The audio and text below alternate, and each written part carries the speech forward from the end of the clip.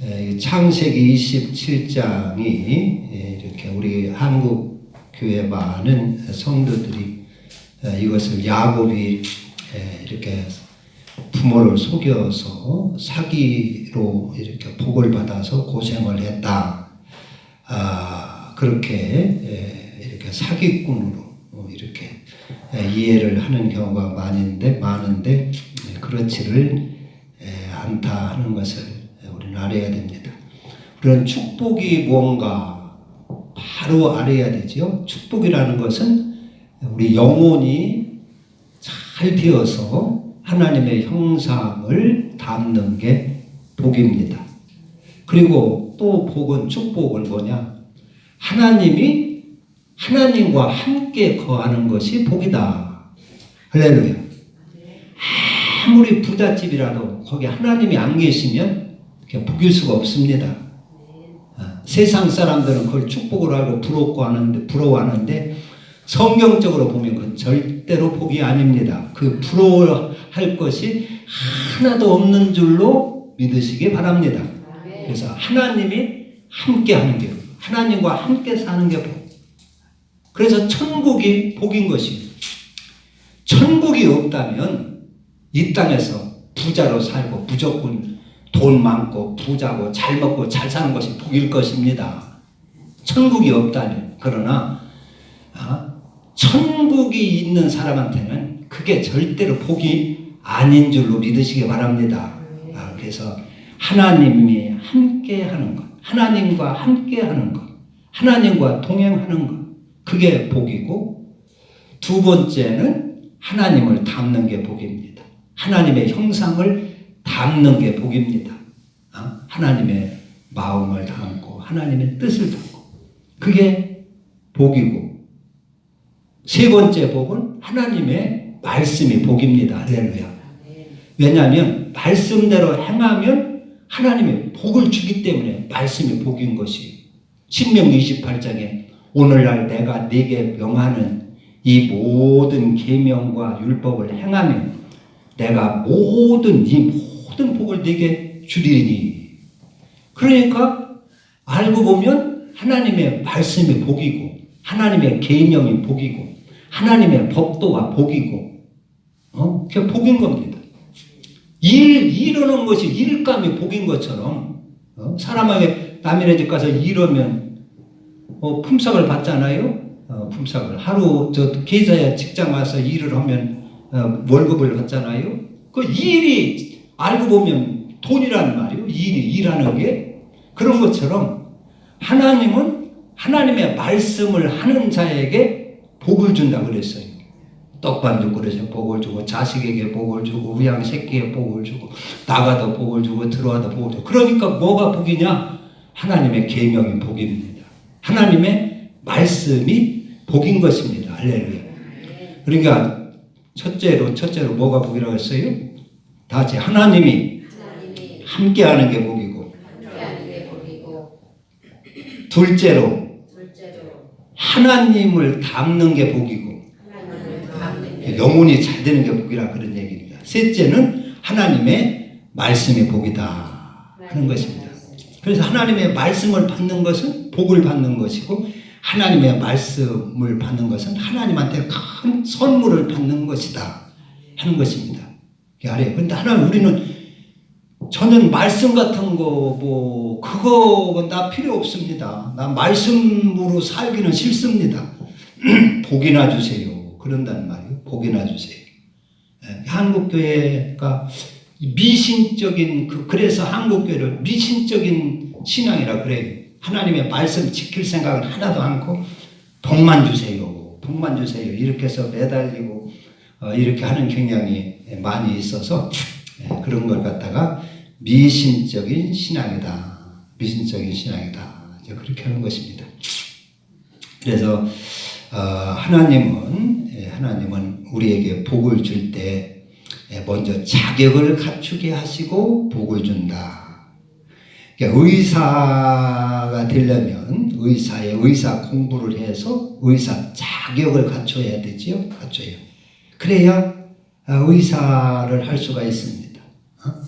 또 땅을 이렇게 얻으려면 땅에 대한 권리를 얻어야 되죠. 등기를 얻고 권리를 얻어야 그 땅을 내가 소유하고 활용할 수 있는 것처럼 하나님의 복도 하나님의 말씀을 해야 복이고 하나님의 복을 받을 수가 있다. 그래서 복을 받을 수 있는 자격을 갖추는 것이다. 자격은 여기에 이 야곱이 하나님한테 복 받고 이렇게 축복 아버지로부터 축복을 받고 이렇게 바로 형의 미움을 받고 이가적으로 쫓겨서 이렇게 고생하는 것은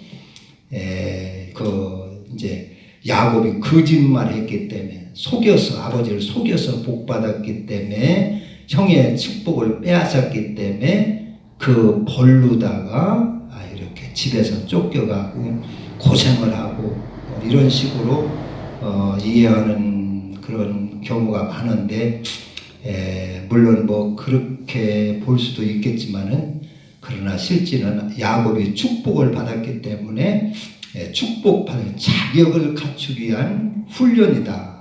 이제 그런 것을 어떻게 할 수 있냐면 복받은 사람이 다 그래요. 다 이스라엘 백성들이 복을 받으니까 애굽에 가서 그 종살이 400년 동안 얼마나 그 400년 동안 그게 말이 그렇지 세상적으로 보면은 그게 얼마나 그게 잘못된 것입니까? 그러나 그들은 하나님을 충분히 그래서 복받은 자는 하나님과 함께하는 게 복이기 때문에 하나님만을 전적으로 의지할 수 있는 환경으로 던져버리는 것이요. 던져버리는 거. 야곱이 복을 받으니까 집에 있으면 안 되겠다는 말이에요. 집에 있으면 어머니 치맛자랑 밑에서 이렇게 뭐 살고 그러면은 하나님을 전적으로 의지하지를 못하는 거예요. 그러니까 집을 푹 떠나서 부모의 그늘을 다 떠나서 하나님만을 의지하며 살 수 있는 그 권리를 보내는 것입니다. 하나님만을 의지하고 믿음으로만 살 수 있는 하나님 말씀으로만 살 수 있는 그런 그 환경으로 던져버리는 것입니다. 아브라함도 하나님께서 복을 주신다고 하니까 그걸 본토 친척 아비집에서 떠나라고 그러잖아요. 떠나서 가나안 땅에 가서 낯설고 물서는 그 천리 먼 길로 가가지고 보내가지고 하나님만을 믿고 살게 하는 거예요. 하나님만을 의지하고 하나님만을 바라보고 그렇게 사는 그 환경 속으로 던지는 것입니다. 이삭도 그렇고 요셉도 복을 받은 요셉도 애굽으로 종살이로 보내잖아요. 거기서 뭐 아는 사람 하나 없고 자기를 편들어줄 사람 하나도 없어요. 하나님만 의지하는 것입니다. 하나 오로지 자기가 의지하고 자기를 도와주실 분은 하나님밖에 없는 거예요. 그러니까 하나님만을 전적으로 의지하고 하니까 종살이 하면서도 복을 받고 하나님 영광 돌리고 감옥에 들어가도 복을 받고 그렇게 하는 것을 볼 수가 있어요. 이 야곱도 여기서 복을 받으니까 그 복대로 다 이루어져요. 나중에는 결국에는. 그래 복을 받으니까 하나님만을 전적으로 의지하는 먼 천리밖에 외갓집으로 피신을 보내고 그래서 형을 막 노발대발해서 집으로 돌아오게 못해요. 형이 만약에 금방에 그 분기가 이렇게 사고로져 가지고 아이고 내가 너무였네 야곱 내가 잘 사랑해 줄 걸 이렇게 했더라면 형에서는 복을 받겠지요. 그러나 야곱은 그렇게 해서 집으로 돌아오면 안 되게 된 거예요. 그러니까 엘사가 폭발대발 해가지고 그럼 내가 반드시 죽이려고 막 이렇게 하고 집안에 있으니까 야곱이 돌아오지를 못하는 거예요. 그 엄마 리브가는 며칠 그렇게 하다 말 줄 알았어요. 그러면 사람을 원룸 보내서 야곱을 데려오려고 했는데 그러지를 않는 거예요. 이삭이 에서가 그렇게 쉽게 분을 풀지를 않는 거예요. 그래가지고 결국 20년이 넘도록 집으로 데려오지를 못하고 이갓집에서 고생을 하게 그냥 둘 수밖에 없었던 것입니다. 그게 복받은 자입니다. 복받은 자. 그러니까 그런 회사의 사장도 회사를 물려줄 때, 자식들에게 물려줄 때 회사를 말아먹을 자식들에게 물려줄 수가 없지요. 회사를 그 망해먹을 자식들에게 물려줄 수가 없는 것이지요. 그래서 물려주려면 자녀들을 막 훈련시키고 그런다. 미국은 이런 그 성경적인 사상에 철저를 해서 자녀들도 이렇게 맹훈련을 합니다. 자녀들도 성인이 되면은 부모가 절대로 도와주지를 않습니다. 도와주지 않고 혼자 독립을 하게 만드는 것입니다. 독립. 네 혼자 독립해라. 응? 독립해라. 근데 한국은 뭐 30 먹고 40 먹어도 부모 밑에서, 그러고 뭐 캥거루족이라고 해요. 캥거루족. 부모 밑에서 부모한테 용돈 다 쓰고, 부모 이렇게 속시기는 거예요. 나가서 살지를 독립을 하지를 못하는 거예요. 성경은 그렇지 않습니다. 내가 홀로 독립하는 게 복이고, 하나님만을 철저로 의지하는 게 복이고, 하나님과 함께하는 게 복이고, 하나님을 닮는 게, 그래서 성품이, 인품이, 이렇게 하나님을 닮고 그리스도의 사람이 되는 게 복입니다. 복이고, 또 하나님의 말씀이 복이고. 여기 에서는 그러한 복의 조건을 하나도 갖추지 아니하고 무조건 자기가 생각하는 세상적인 축복만 받으려고 하니까 오히려 축복이 아니라 그거는 전혀 자기 기대와는 전혀 다른 저주가 되고 말았어요. 그 기도가. 그래서 에서가 받은 복은 이사 몇 절이 있어요? 38절이? 39절.